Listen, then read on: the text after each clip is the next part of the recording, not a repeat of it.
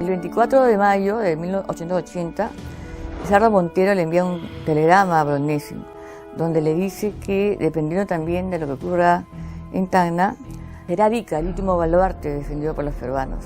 Bolognesi era un militar cumplidor del deber, que iba unido a su moral.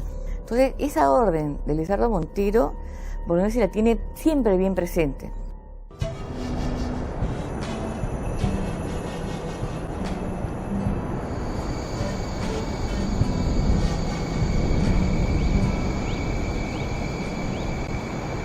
La batalla de Tacna, también llamada como Batalla del Alto de la Alianza, se desarrolló el 26 de mayo de 1880.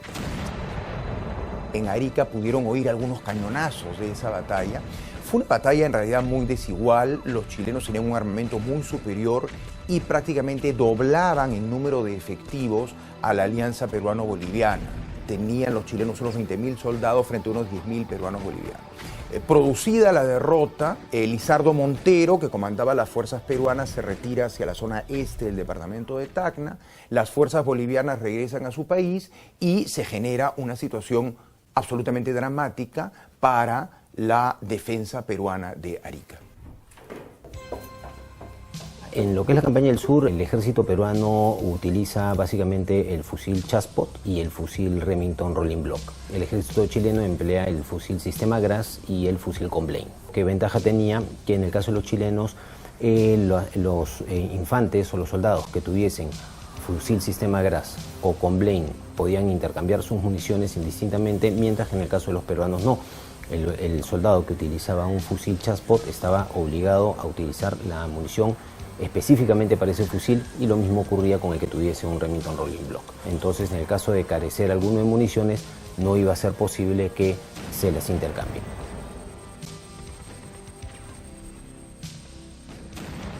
El ejército chileno estaba bastante preparado para esta guerra. Tenía un uniforme totalmente completo, color azul generalmente, saco azul con pantalón rojo.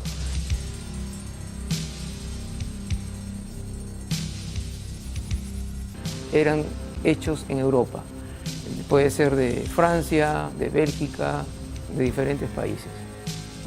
Tenía un kepis que podía haber variado según el batallón y botas de cuero bastante durables. En cambio, el ejército peruano tenía pues una escasez de uniformes, en el sentido de que era un color bastante simple, como el color blanco, que se diferencia y se puede observar en algunos detalles de las batallas, como la de Tarapacá, Alto de la Alianza y la de Arica. Algunos llevaban zapatos, otros llevaban hojotas, ¿no? Hojotas hechas de cuero de vaca, ¿no? La cadencia de tiro es la velocidad con la que un soldado preparado puede disparar una cantidad de tiros en un minuto. Por ejemplo, en el caso del Sistema Gras, el fusil utilizado por el ejército chileno, tenía una cadencia aproximada de unos 8 tiros por minuto. En el caso de los soldados peruanos que utilizaron el Chaspot, la cadencia era menor, 6 tiros por minuto más o menos. En el caso de los soldados tanto chilenos o peruanos, el complemento del fusil es la bayoneta, y algunas bayonetas iban a variar dependiendo del tipo de fusil, ¿no? Ese es el complemento directo. En lo que respecta ya al equipamiento de los soldados, cada uno contaba con una serie de elementos básicos, algunos de tipo militar y otros más de el uso común, ¿no? Para su día a día. En el caso de uso militar, por ejemplo, en el caso chileno, ellos para poder llevar las balas tenían unas cananas, que eran unos tipos cinturones con una serie de bolsillos donde podían llevar todas las balas. En el caso de los peruanos, ellos empleaban unos morrales que eran hechos de manera bastante artesanal, era un bolso básicamente, donde las balas estaban sueltas adentro.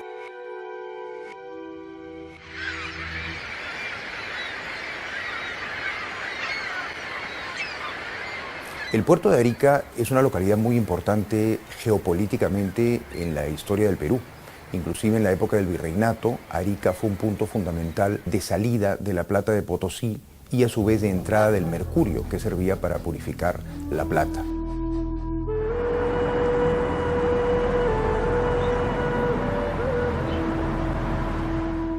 La batalla de Tacna fue un triunfo importante para las fuerzas chilenas. Logran derrotar a las fuerzas aliadas, que ya no actuarán más como aliadas durante la guerra y quedará solo participando en el conflicto Perú y Chile. Los chilenos se dan cuenta, Baquedano se da cuenta que los peruanos que estaban en Tacna no tenían oportunidad porque las fuerzas de Tacna habían sido vencidas. Bolognesi esperaba a las fuerzas aliadas en Arica, pero cuando ven desde Arica, desde el Morro, la humareda y los polvorazos, y escuchan los polvorazos que ocurrían en la batalla del Alto de la Alianza, se dan cuenta de que todo está perdido.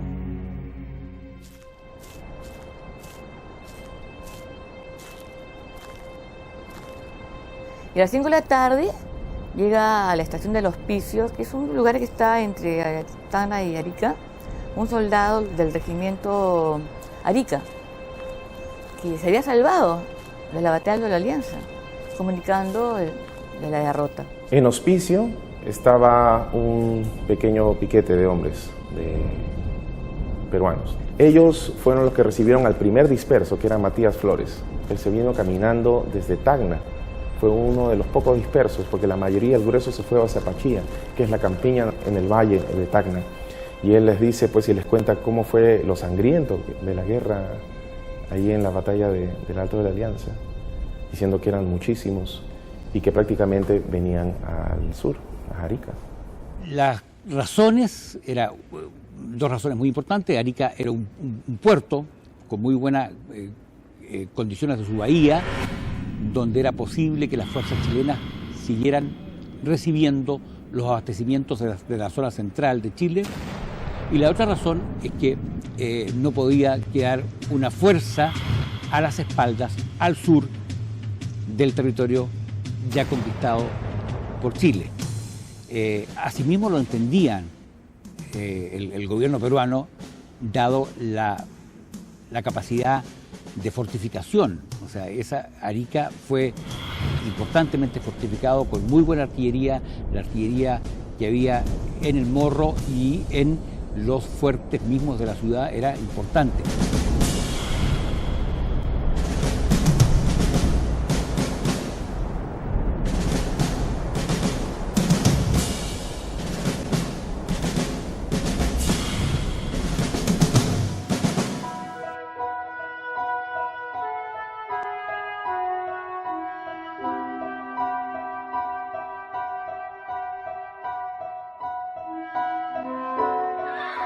El mismo día de la batalla de Tacna, Bolognesi envía telegramas impropios a Montero, jefe del Ejército Sur, con la finalidad de conocer el estado del ejército peruano y pedir instrucciones. A las 8 de la noche, Bolognesi envía un telegrama a Montero en Pachía, pidiéndole sus órdenes y añadiendo: aquí sucumbiremos todos antes de entregar Arica. Pero no obtiene respuesta. Y es que Bolognesi confía que el ejército aliado no esté totalmente derrotado y que parte de él, bajo el mando de Montero, acuda al Morro para reforzar las posiciones peruanas. De ser este el caso, los ferrocarriles estaban listos con las calderas encendidas para transportar a los replegados hacia Arica. Desde Tacna hasta Arica hay 55 60 kilómetros, caminarse hasta allá, todo ese desierto, sin municiones, sin provisiones, sin agua, sin comida. Lizardo Montero pensó que lo más lógico era replegarse a Pachía, reagruparse y después contraatacar a los chilenos para tratar de recuperar Tacna, ¿no? Pero el general Baquedano decide enviar 2 regimientos de caballería para perseguirlos. Bolognesi esperaba que el segundo ejército del sur, al mando de Leiva, rompa este cerco que se estaba creando, ataque por la retaguardia del enemigo y desarrolle acciones a fin de contrarrestar la amenaza que se cernía en la guarnición de Arica.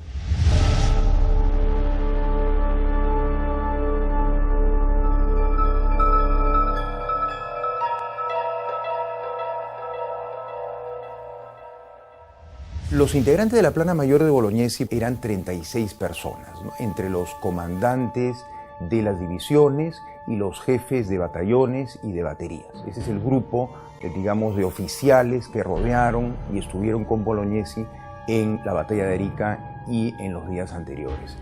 Se trata de un grupo humano muy variado, evidentemente, muy variado en razón de las generaciones a los que pertenecían, también variado, aunque no tanto, en razón de la procedencia geográfica de los mismos, porque la mayoría de ellos era oriunda del sur del Perú, es decir, de Arequipa, de Moquegua, de Tacna, de la propia Arica, ¿no? Es curioso porque la plana mayor en la batalla de Arica estaba compuesta en su mayoría por oficiales nacidos en el sur del Perú, a diferencia de lo que había ocurrido, por ejemplo, en la batalla de Tarapacá, donde en realidad había pues personas provenientes de diversas regiones del Perú.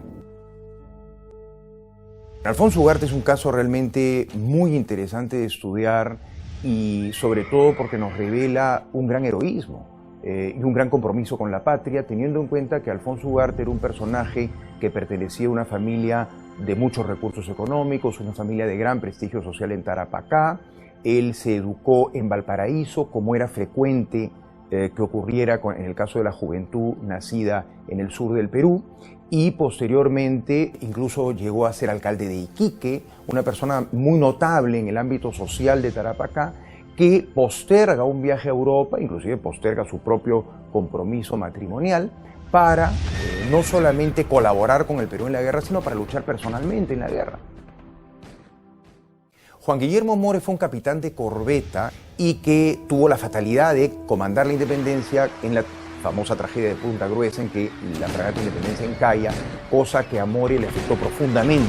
Entonces, More, después del combate de Iquique, pues es una persona que da muestras de querer pues ofrendar su vida por el Perú, luchar por el Perú de la manera más apasionada, de la manera más entregada, y es así como él forma parte de la plana mayor en Arica.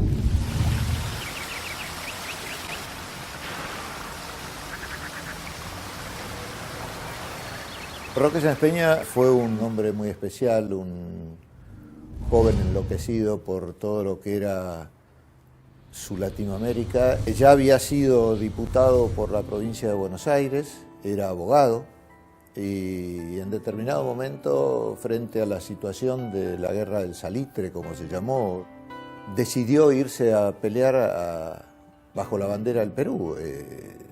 Contrariamente incluso a opiniones de amigos de él, pero muchos otros argentinos habían decidido ir a acompañar al Perú en esta guerra y él también. Entonces, pese a, digamos, las indicaciones que normalmente un padre puede hacerle a un hijo, una madre puede hacerle a un hijo, él decide. Sus amigos acá a modo de despedida le regalan su sable. Yo conservo muchas cartas de Roque, sobre todo de Roque con sus amigos y con su padre. Fundamentalmente las cartas que él tiene con su padre, que son realmente, bueno, piezas de oratoria, son piezas de poesía. Y él cuenta los días previos a Arica y hay varias cartas dirigidas a su padre en donde lo tranquiliza, les dice que la fortaleza de Arica es inexpugnable, que se quede tranquilo, que digamos, como dicen ahora, que está todo bien. El 28 de mayo, Bolognesi ve que ya los chilenos estaban rodeando Arica, porque Baquedano sabe que no tiene problemas. En Tacna no hay fuerzas, de Moquegua no viene nadie, ni por el norte ni por el este tiene problemas. Entonces, por eso se dirige a Arica. Entonces, al ver esto, Bolognesi reúne en la casa del Estado Mayor, hoy día la casa de la Respuesta. Era una casa, viste, que era con un pórtico azul que daba a la calle principal. Bolognesi ya tenía enviando telegramas antes de la batalla de Tacna, inclusive. También le mandaba telegramas al Segundo Ejército del Sur, al coronel Leiva, al segundo Leiva, y no recibía respuestas. Se perdió Tacna. ¿Qué vamos a hacer? Entonces decidió reunir a todos los oficiales. Francisco Bolognesi tuvo enfrente diversos dilemas éticos, pero quizás el más doloroso para él es no lo que lo afectaba en lo personal, sino la situación en que ponía a sus subordinados, a esos oficiales jóvenes. Él era un hombre mayor que había hecho una vida.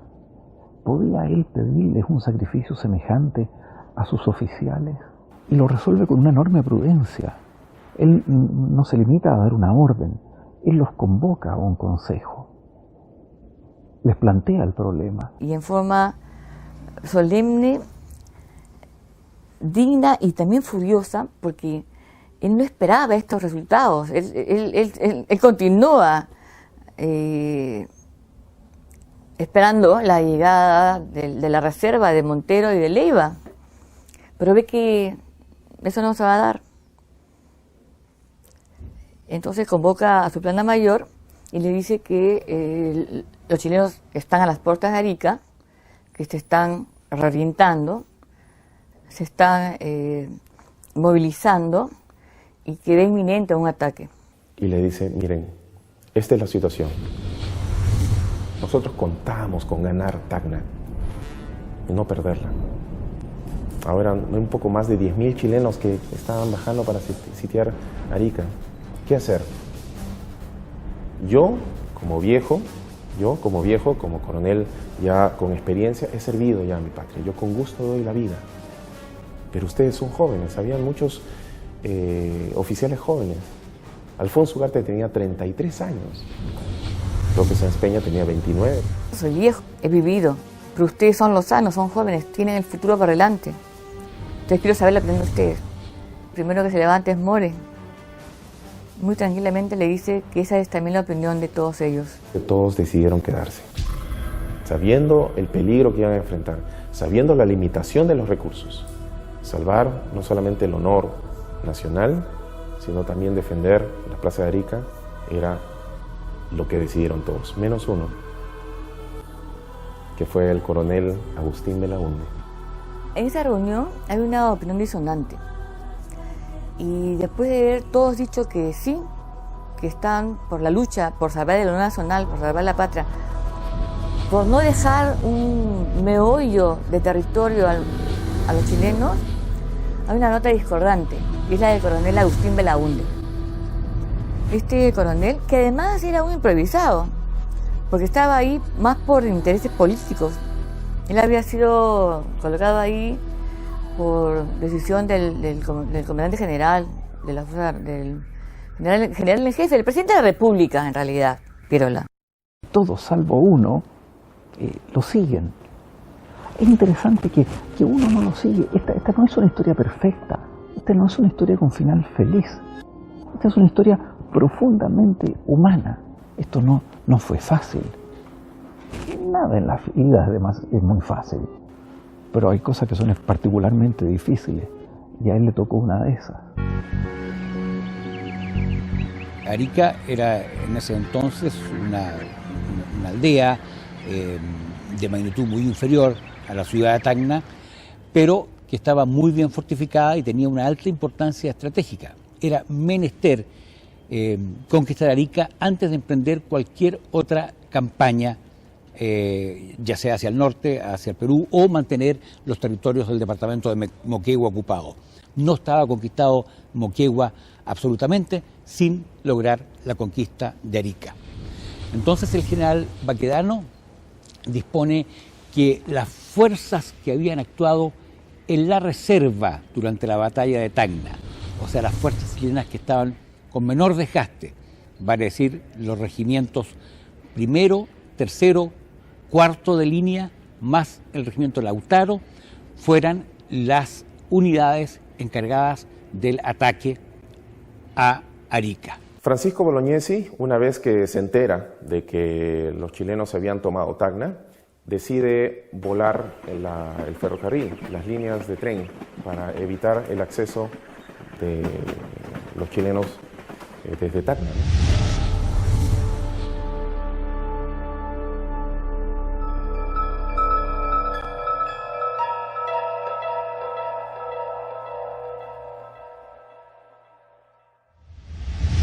Los sentimientos en los días próximos al asalto del Morro de Arica son de tensa calma. Resulta una paradoja, pero fue así, y es lo que se desprende de las cartas que escriben los oficiales a sus seres queridos y que han podido ser conservadas. Querido primo, tenemos pues que cumplir con el deber del honor defendiendo esta plaza hasta que nos la arranquen a la fuerza. Ese es nuestro deber, y así lo exige el honor nacional. Estamos esperando ser atacados por mar y tierra.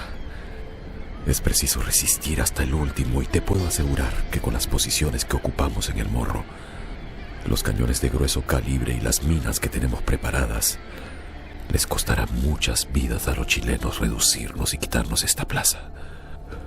Estamos resueltos a resistir con toda la seguridad de ser vencidos, pero es preciso cumplir con el honor y el deber. Qué desesperante es mi situación. Pero no por eso me doy por vencido, sino que por el contrario, debo hacer los mayores esfuerzos en la defensa de la honra nacional. Quizás la suerte nos favorezca y lleguen con tiempo los refuerzos que esperamos de Arequipa. Arica era una ciudad fortificada, en realidad. El Morro está todo artillado. Tenía un buen plan de minas. Desde las baterías norte hasta el Fortín Ciudadela había hecho parapetos y todo eso estaba minado. Tenía el circuito eléctrico para hacer estallar esas minas, y a eso le tenían miedo los chilenos. Cuando el coronel Lagos envía a hacer una revisión del sitio de Chacayuta, porque llegan hasta Chacayuta, en el río Azufre o Yuta, este regimiento chileno, Rafael Vargas era el coronel, van a darle a tomar agua a la caballada, y en eso explotan 2 polvorazos. 2 salieron heridos, bastante heridos. Este Rafael Vargas, ¿qué hace? Comienza a ubicar dónde ha salido eso. Y ubica a un paisano que le dice, ¿dónde están las personas que han ocasionado esos polvorazos? De ahí son tomados prisioneros el Moré con su ayudante. Todo el plan de las minas, la ubicación de las minas, el sistema eléctrico y el sistema donde iban para percutar las minas, que había en poder de los chilenos. El ingeniero Teodoro El Moré Fernández de Córdoba había hecho el plan de las minas, pero fue tomado prisionero. Agarrarlo a él, a Teodoro El Moré, era un golpe muy fuerte. Muy fuerte para los peruanos, porque prácticamente estaban agarrando a la persona responsable donde sabía las locaciones de todos los puntos estratégicos de mina. Si él hablaba, los chilenos tenían la mejor oportunidad para poder sortearlas y finalmente llegar a Arica y tomarlo.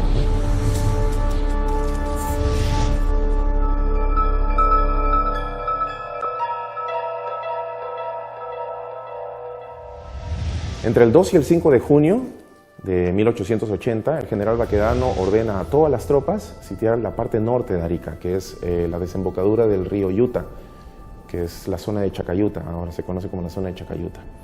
Arregla las líneas de tren y bajan en tren todas las tropas que estaban, o la gran parte de la tropa, porque todavía quedaron algunos en Tacna, para atacar Arica. Y empiezan a hacer reconocimientos.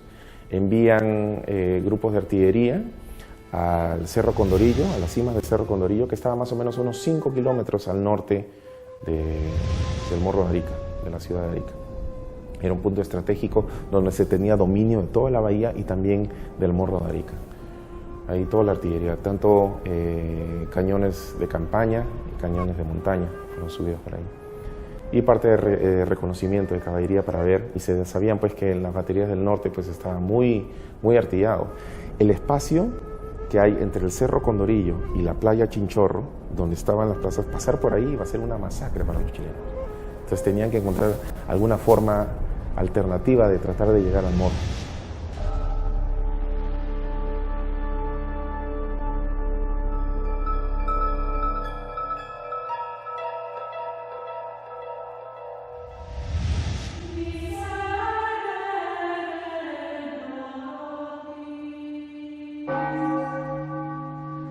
Si uno mira con atención, Francisco Bolognesi sufre un auténtico viacrucis. Primero recibe la noticia de la derrota de Tacna. Después los refuerzos no llegan. Su ingeniero que está colocando las minas resulta que es capturado. Su armamento era absolutamente insuficiente, era más antiguo. El enemigo era mucho más numeroso y venía con moral de victoria. Se veía enfrentado a qué hacía con sus oficiales, gente joven, los iba a mandar al sacrificio, a la muerte, a una muerte que era segura. Y la gran pregunta es, ¿servirá para algo todo esto?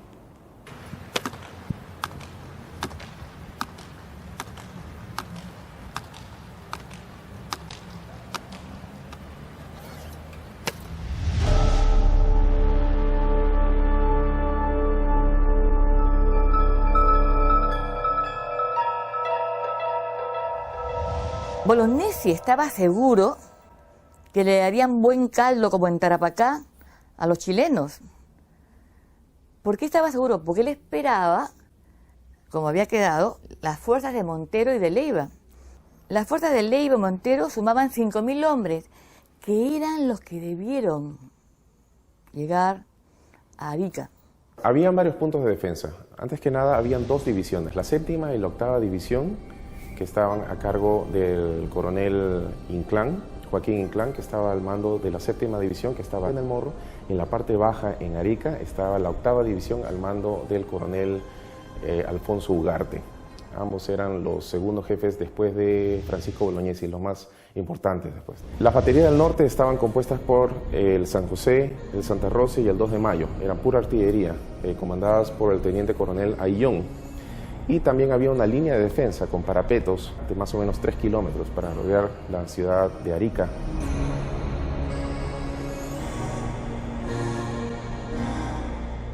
Y el ejército formado en Arica estaba integrado, la tropa, que eran 1.400,